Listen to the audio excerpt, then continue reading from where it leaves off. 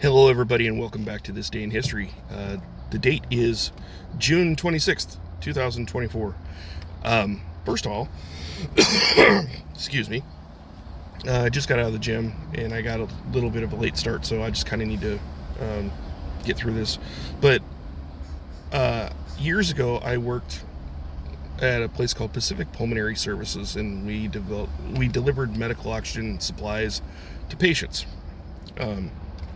I bring that up because we always had daily deliveries from UPS, and I don't remember the girl's name, but oh man, she was so cute. I would love to have dated her. The UPS delivery driver, she was. At any rate, it's her birthday today. How do I know this? Because her birthday was always 2 months after mine. My birthday is April 26th. It's June 26th. Today is her birthday, so wherever she is, I hope she is well. I hope she has had a blessed life. But happy birthday to her. And she was beautiful. Anyway, moving right along. So we're going to start with the birthdays. And the birthdays start in 1904. 1904, Hungarian-born American motion picture actor, so you know this is early, Peter Lorre was born. He was in a movie called M, I think. I think it was like a psychotic thriller or something like that. But when it says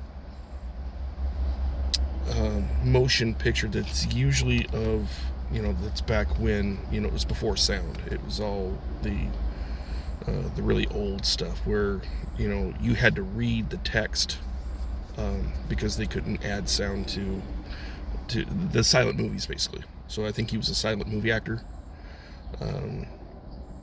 1908, Salvador Allende, Allende,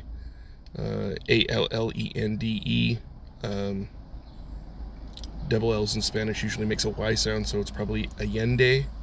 At any rate, he was the president of Chile.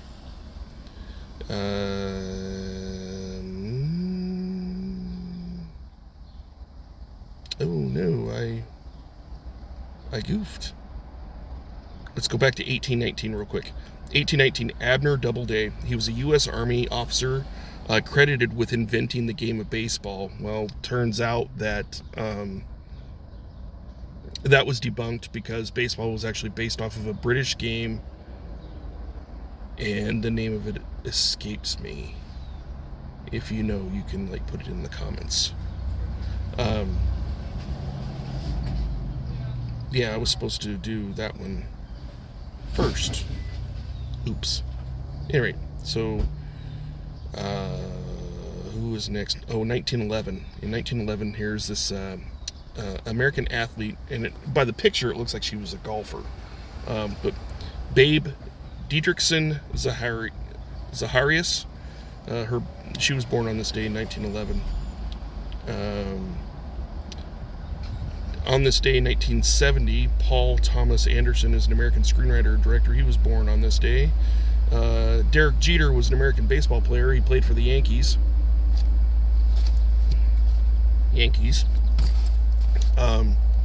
He always did goofy stuff when he was out on the field. He was born on this day in 1974, so happy birthday, Derek. 1980, American football player Michael Vick. He was born on this day. Michael Vick played for the Atlanta Falcons, and I believe he was the one who was involved in dogfighting. He had a pit bull, American pit bull, and he was dogfighting, and he did 2 years in jail for it, I think, if that's the one I'm thinking of. If not, then I've just if I'm wrong about Michael Vick, then I've just besmirched his name, and I apologize. But I think he was the one who got a 2-year sentence for dogfighting, and then he was ordered to never own a pit bull ever again. 1993, Ariana Grande. If you are into the music world, you will know who she is. I don't really listen to her music. I do know who she is. I do know that her brother was a contestant on, oh, what was that stupid show, Big Brother or something like that. And he, yeah. That's it for the birthdays. So happy birthday, Ariana Grande. She's so young looking. I thought she was way younger than she really is. She was born the year I graduated high school. So like she was literally born like 2 weeks after I graduated high school. So about the time she was born, I was in Nebraska at a family reunion. Anyway, moving right along, we're going back to this day in history. The year is 1483, and I'm going to butcher the hell out of this name. Richard Plantagenet. Plantagenet? I don't know. It ends with a T. He was the Duke of Gloucester. He began his reign as Richard III. He actually usurped the crown from his nephew, Edward V. Nice guy. I don't know anything about Richard III, but just that, he was a king. We move up to 1721. Zabdiel Boylston began smallpox vaccinations, and this was with the blessing of the church in where they were at. But so he began smallpox vaccinations in the American colonies to kind of help with that situation. I do know that years later, there was a smallpox epidemic that happened during the Revolutionary War, and then General George Washington took a very risky chance, and so he had all of his soldiers basically. And how did you vaccinate against a disease back then? Well, you exposed them to it. So they had he had his soldiers line up, and they all got exposed to smallpox. They were either like I don't know if they had like a needle or something that was exposed with smallpox, and they'd scratch the soldiers, and so that they got it in their bloodstream. And the idea was that that small dose they'd get exposed, and in their immune system, if they had an understanding of how the immune system worked, I'm not sure if they did or not, but that's the general theory, is that you get exposed to it, your immune system kicks in.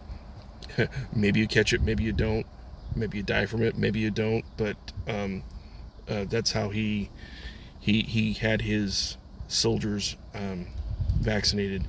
In a side note, not so fun fact, during COVID, when the military had issued a decree that all its soldiers would be vaccinated, and when asked where they had precedented authority to do that, they referred back to President Washington doing that for smallpox. So that was their justification for it, I guess. Fast forward to the 20th century. We're now getting into the 20th century. 1945, the UN is chartered. The UN has been created. You have to remember that the League of Nations was its predecessor. The League of Nations was supposed to keep the world from ever devolving into a global conflagration again, yet they failed. And so these geniuses, what they did is in 1945, after the conclusion of World War II, they tried to do it over again. They tried to reinvent the wheel. They abolished the League of Nations, but they replaced it with something else called the United Nations. It was chartered. It's a chartered organization, and that charter was signed in San Francisco on this day in 1945. And let me tell you, the UN has done such a bang-up job since. I try not to get political, and I really try not to, and I try not to go off on tangents that make these 20 and 30 minute long videos, but the more things change, the more they stay the same, and the human condition being what it is what we seem to have a hard time learning from our mistakes, because the UN is basically the League of Nations version 2.0, and they have done the same stuff that the League of Nations, the same failures, same everything. It's like,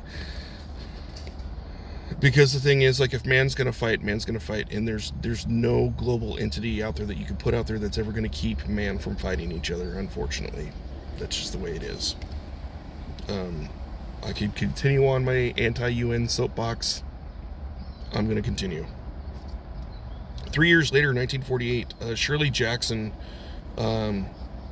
she wrote a short story called The Lottery, and it was published in the New Yorker. In 1963, my kinsman, President Kennedy, he gave the famous Ich bin ein Berliner speech. I had a friend in high school who took German, and he told me that Kennedy actually butchered what he was trying to say. The proper pronunciation in German, how he said it was, I can't remember what he said, but Ich bin ein Berliner it's like, I'm German and I don't even know my own native language, because I'm 4 generations removed from the fatherland, as it were. But it's supposed to say I'm a Berliner. So the wall had gone up. There was that divide between West and East, and Kennedy went there to show a support of solidarity to the Berliners, both East and West, by declaring himself a Berliner. He was basically saying, I too am a Berliner. I am a Berliner. Ich bin ein Berliner. I am a Berliner.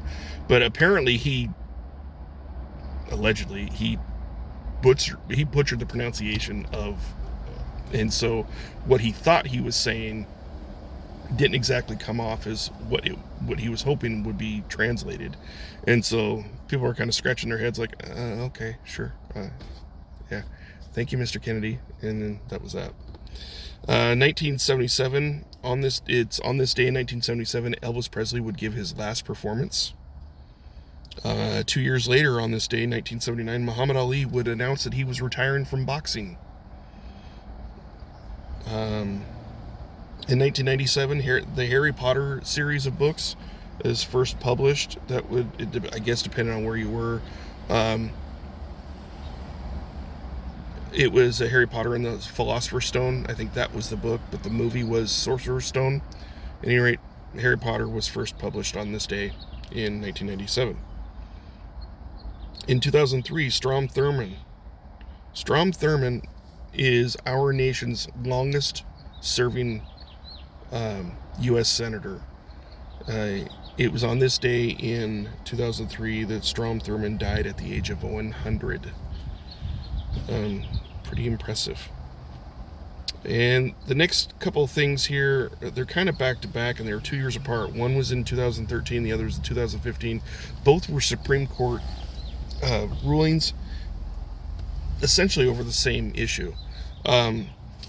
So, U.S. versus Windsor, in 2013, U.S. versus Windsor, SCOTUS strikes down the Defense of Marriage Act. Basically, what the Defense of Marriage Act was, that it was a federal act trying to define, because it needed to be, clearly, because it's such a hot topic debate. It was an act that was trying to federally define marriage between a man and a woman, and it got shot down. It was deemed unconstitutional, and I have a thought on that here in a moment. 2 years later, in 2015, Obergefell versus Hodges, SCOTUS again, rules. They ruled that state bans on same-sex marriage were deemed unconstitutional. Now, my thought on that is, there has never been a federal law dictating one way or the other. They tried to pass a law federally to dictate one way or the other, and the Supreme Court shot it down as being unconstitutional. Here's the problem that I have with that, and here's where I'm going to disagree with the Supreme Court on this. The Constitution has two amendments called the 9th and 10th Amendment. The 9th and 10th Amendments are basically states' rights issues. So, first of all, since there was no federal law that dictated one way or the other, in my mind, the 9th and 10th Amendments could have been applied here, and so each state, whatever side of the issue that you're on, each state should have had the states' rights issue of deciding which side of the issue they were going to fall on. So, first of all,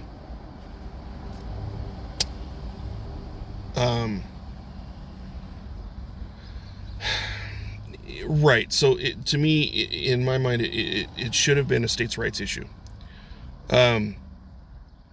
So what they did is in that previous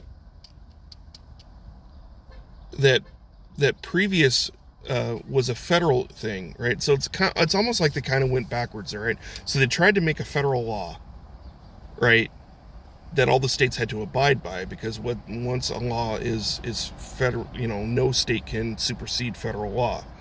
It got shot down as being unconstitutional. And then 2 years later, they basically said, well, same-sex marriage bans are unconstitutional because this previous ruling says so. But I take issue with that previous ruling because that previous ruling was essentially a states' rights issue, which should have been invoked 9th and 10th Amendment. Obviously, the jurists are more learned on the law than I am, but it certainly seems to me that my layman's impression of the Constitution really is the 9th and 10th Amendment basically spelled out that whatever was not federally mandated, whatever was not a federal law, then that left it open to the states to decide for themselves. I think the states were trying to decide for themselves, but it is what it is. Again, whatever side of the aisle you fall on in this situation, I mean, right or wrong, good or bad, I have my own views and I have my own opinions on that, but here's where I just, setting aside my personal convictions, I'm looking at the spirit of the law, constitutionally speaking, and the Constitution gave the people, the states, full autonomy to address laws as they saw fit that were not already addressed in the U.S. Constitution. So if it wasn't a federal law, the states could, in good faith, under the 9th and 10th Amendments, could draft laws that address those issues. And I feel like the Supreme Court kind of trampled on the states' rights. Now, does that mean that the Supreme Court could go back at a later date and say, hey, this was wrong, we're repealing it?